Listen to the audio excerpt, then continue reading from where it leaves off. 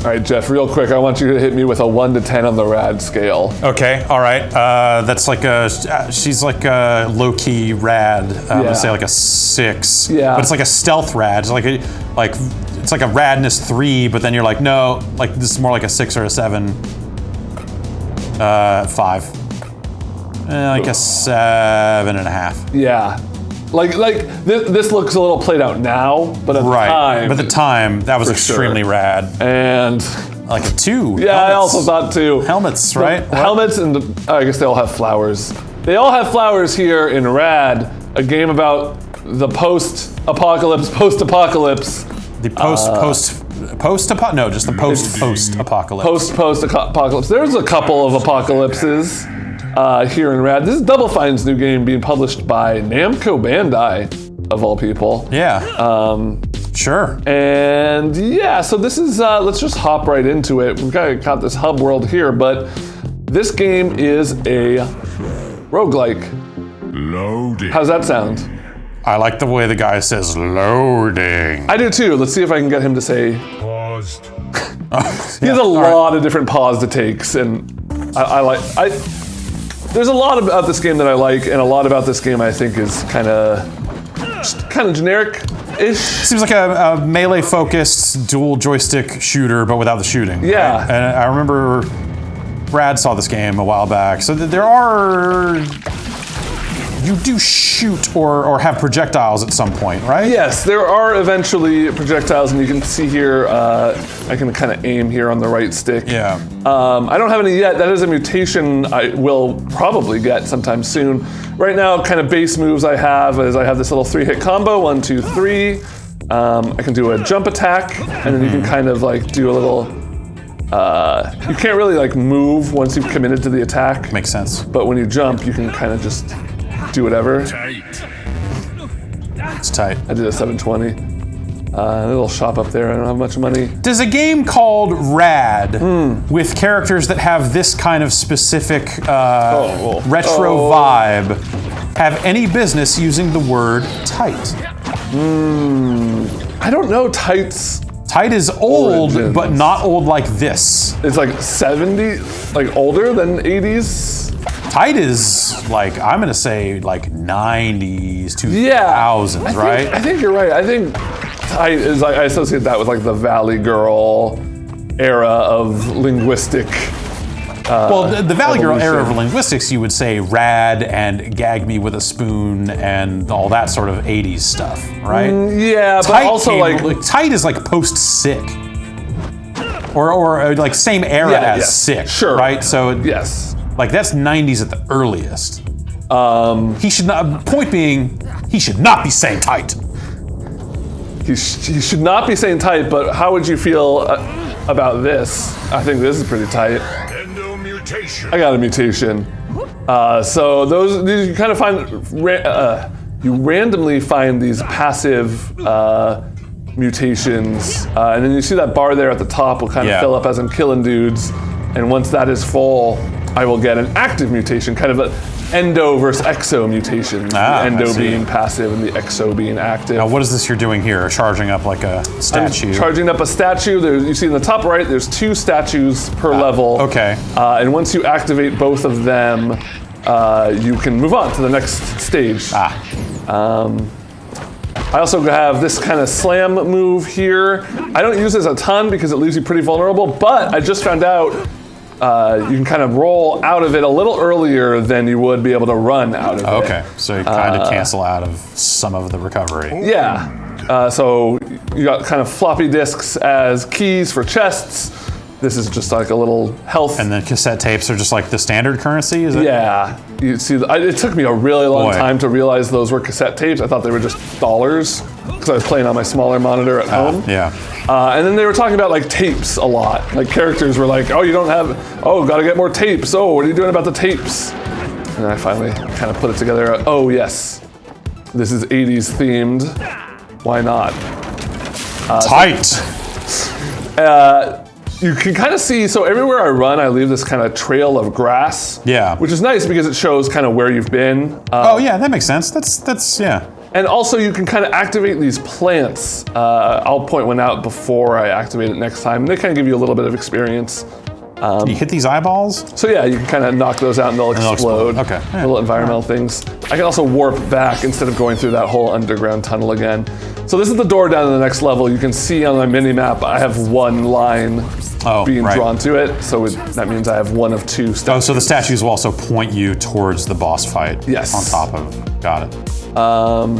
And so, yeah, it's kind of about just exploring these levels. I will say right now, this game's pretty tough.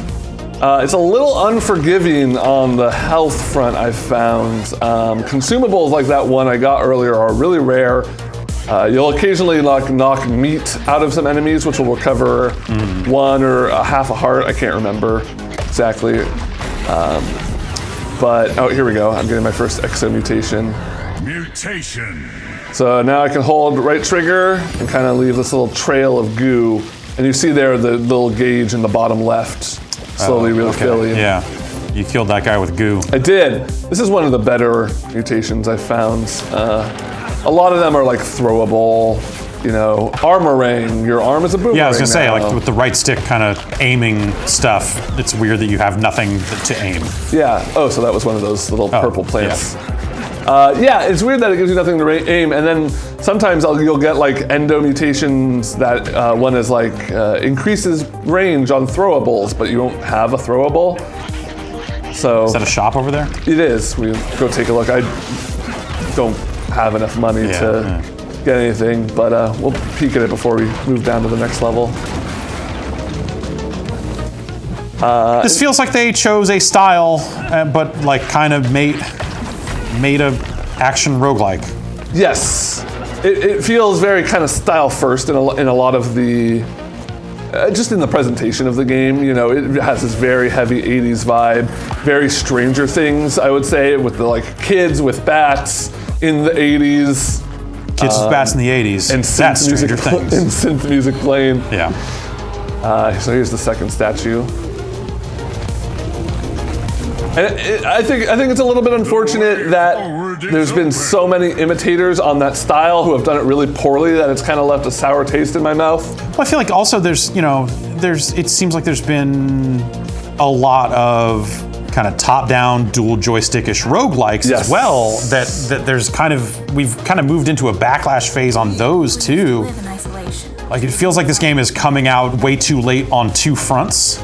Yeah, it's definitely, it's strange because I think of Double Fine games as being kind of weird, you know, and kind of like, I mean, like, you know, they made it Psychonauts, which was a 3D platformer, but then it was also really weird and kind of had like some hooks in it. That, so yeah, this is the shop. You need a lot more money to get any of these. It's like mutations or, you know, armor and stuff like that, or keys. So we're gonna get down here to the boss. I don't know how I'm gonna fare against this guy because these fights are tough. There's usually like a boss and then some maybe there's some bigger health enemies. in some of these. Maybe you can break some of this. Yeah, health or something. There's definitely a lot of this game is about breaking things. I've only gotten so far as 1-2, and I got there. The only way I've beaten the boss is kind of what I'm doing right now. Just like long kites. And, yeah. Because getting in there with the melee attack leaves you pretty vulnerable, especially when all these other guys are active. I wonder if I can. Nope. Oh, I have to hit Y to pick that up. This is all fine. So I can kind of really only get like one hit in before you gotta get out of there. Maybe two with a dodge. I haven't tried that. I haven't been incorporating the dodge as much as I think I could. No, He does an AoE, cannot dodge behind him. There's a lot of health also. Yeah. Jeez. Okay. All right. Okay. It'll take forever. And so, get some health there. You need it. I gotta go pick up that item from over there. This might be doable. Pop that. There we go. Little breathing room. Cash. And so you're kind of, so in between runs, the persistence, kind of you're unlocking a player, you have a player level that is tied to experience based on how many guys you kill. I believe that's the only metric. But Oh, okay. I got a 3-hit in there and was able to dodge in time. Oh. And then I promptly got greedy. Yeah. Okay. Oh, Jesus.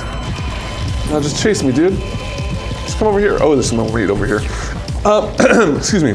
So you have like a persistent player level, and what you're unlocking is different characters, though they just call them styles. There's not any meaningful differences. Oh, okay. So I get another mutation here.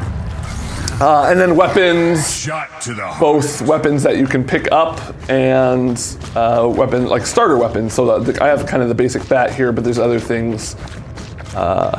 It looks like that. It didn't come up and say what that did, but it looks like it split your final heart into 3 pieces instead of 2. Yeah, so I think yeah, what that means is it's increased my max health. It's a weird way to do it instead of just adding another heart, you know? Mm-hmm. So I can go back on the left here. This will take me back to kind of the hub world. You can deposit cash for later withdrawals. So like if you're not having a great run, or if you just want to, are trying to save up for something. Like, do you find a bank in a level or something that you can pull money out? So you can withdraw it before you go in for a run, or there are ATMs in the level, but you have to be a platinum rewards member to activate them, and I don't know how to achieve that yet. I think it might involve donating a certain amount of money. Right, yeah. Really lucky to get these underground caves so early. These have 1 to 2 free mutations in them, are really worth getting. Toxic heart mutation. Okay. There's even toxic attacks when active. So you have another heart there that I guess will only drain if you take a toxic attack. Yeah, and so I found, so this is a beta, I should say. There's obviously work to be done in this game, but I found a large part of me banging my head against this game is that they're not clear about really anything. I'm kind of learning most of the game through loading screen tooltips. Yeah. Like, I don't know, I couldn't tell you exactly what a toxic attack is. I know there are like toxic pools that you can take damage from. Right. And you're immune to those now through the passive you picked up. I think. Yeah, that first passive you picked up makes you immune to. But like toxic attacks, I don't know if there's enemies that spit, if it, like anything green is a toxic attack. It's just I feel like there should be a little more information. There is a, what's it called, not a grimoire, like a encyclopedia, I guess, of all enemies, and they might say there, well, we should take a peek before we go.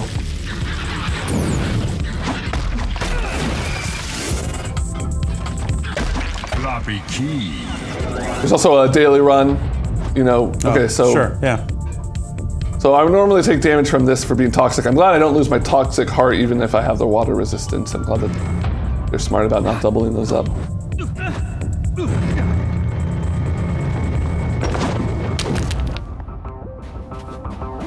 Oh, was that a bank? Yeah. So yeah, it says platinum members only. WAD. I like the way that guy just said WAD. Hup! There we go. Floppy quack. Oh yeah, so then you start running into these kind of elite enemies, variations on normal enemies that just take more hits to kill. It's a little unfortunate. I haven't. So all the mutations stack, and certain mutations will like modify other mutations, which is nice because it can lead to some weird combos. But I guess my big problem is like the base attack never changes, and it's very basic to me. I kind of wish that like. Yeah, like I was gonna say, have you seen any that like, oh, now you have a more electric bat, or no, it's got a wave coming out of it, or all the active stuff has either been like right trigger or right bumper does a new ability. Yeah. Okay, so it looks like that green guy might be immune. Trying. So here you go. I unlocked some loot. Available in shops and drops. Oh, so it just adds it to the game, like to the loot tables and stuff like that. Okay. Yep. Yeah. So let's check out the kind of hub world here. Loading. There's a kind of a big chunk of this that Special. is inactive right now. But so over here, this is where you're unlocking weapons. So I've got this thing, the Mender Scepter. So what it does is I take less damage when I fall off cliffs. Oh. which is a big part of this game. You fall off cliffs a lot, which is, it can be frustrating. But once you're kind of cognizant of it, and once you're like watching out and being extra careful not to fall off, it becomes less of a problem. And then you can like go in with buying keys. So this is like, this area over here is where you can deposit money. Excuse me. Oh, yeah. So you can deposit money here, and then, so I have 20 just in the can. Or I have 29, but you can only get it in 20s. Oh, okay. Because, you know. Like a proper ATM. It's a proper ATM. Yeah, 20 tapes at a time. There's a lot of little touches in here that I really like, the kind of attention to detail and polish. And there's this guy over here who wants me to find him seedlings. I haven't encountered any yet, but he implies that he'll be able to make a garden, which I assume will have some sort of benefit. Is that just a rampage cabinet? No, Jeff, that's Brampage. Okay. Completely different. You All play right. as Busy, Balf, and Borge. I'm always a big Borge player. I think, isn't Borge who was the Rock's friend in the Brampage movie? Sorry, the Brock. Loading. Yes, the Brock. Brain the Brock Bronson. That's kind of all that's in here for now. Like I said, it is a closed beta. They've implied that there's a lot more work to do, but It's out the end of August, so end of August, yeah. They've got to be relatively close, Yeah, okay. or getting there. They're getting there, yeah. And who knows how old this build is, but Right. you know, it's like as far as these kind of isometric, combat-based roguelikes go, I think you can do a lot worse. I think the fundamentals are fine. The movement is good enough. I'm not like fighting the controls ever too much. I was really aggravated when I learned about this move, which is pretty strong, but then I was like, oh, look how vulnerable I am after it. Why would I ever use this? And then learning that you can kind of half the recovery time with these dodges made me realize that there is some depth to the combat. And then can you hold down the attack button? Is that? Oh, that's right. Yeah, you can do like the Zelda thing. This is actually the first thing I tried, but I haven't found a case where it's been super useful. Sometimes you'll fight, like a bunch of birds will come out. Okay. And that's really the only time I've done it, because it only does like 1 damage. All the moves do different amounts of damage. You have this butt stomp that does 1 damage, and then this spin does 1 damage. I think the air kick might do 2. These each do like 1 or 2. This does 3. But yeah, that goes back to kind of there's a lot about this game that is under the hood. Right, yeah. So it's kind of just, you have to experiment, kind of get a figure for how it plays.